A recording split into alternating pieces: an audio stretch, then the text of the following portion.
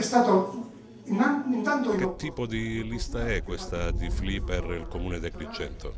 Ma io credo che la nostra lista è la novità di questa campagna elettorale. Abbiamo voluto mettere tante donne, tanti giovani, tante persone con grande esperienza e quindi sono convinto che sarà la vera novità di questa campagna elettorale.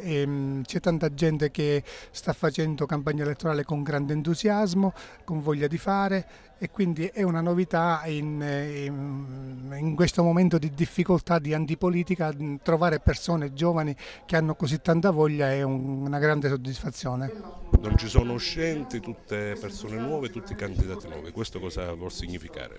Ma vuol significare che stiamo lavorando bene. Noi abbiamo detto fin dall'inizio, fin dalla nascita del nostro partito, che volevamo creare una nuova classe dirigente. Ci stiamo riuscendo, abbiamo avuto grossi successi in tutta la provincia di Agrigento, siamo presenti in tutti i comuni con le nostre liste, con gente nuova, con gente pulita, con gente onesta e la novità è anche che abbiamo applicato il codice etico per formulare le nostre liste. Che tipo di campagna elettorale sta vivendo e che tipo di riscontro sta avendo dagli agrigentini?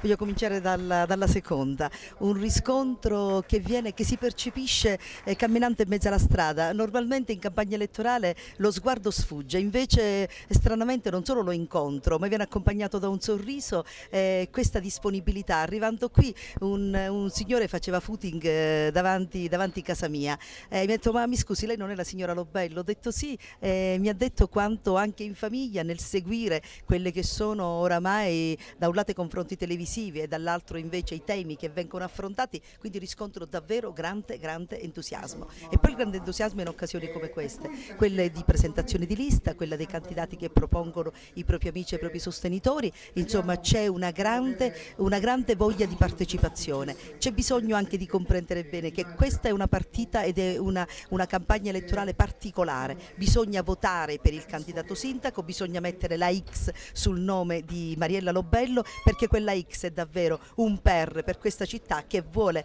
tornare a crescere, vuole tornare agli antichi splendori. Quale significato assumono queste amministrative per Futura Libertà?